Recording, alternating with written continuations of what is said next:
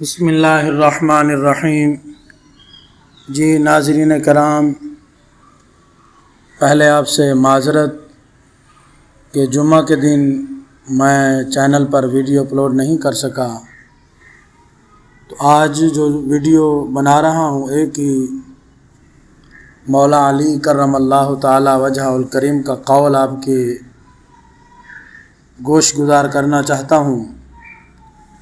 آپ فرماتے ہیں انسان کو اچھی سوچ پہ وہ انعام ملتا ہے جو اسے اچھے عمل پر بھی نہیں ملتا، کیونکہ سوچ میں دکھاوا نہیں ہوتا۔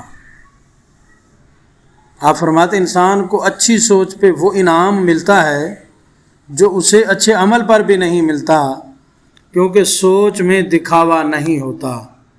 آپ کا یہ فرمان ہمیں سمجھنے کے لیے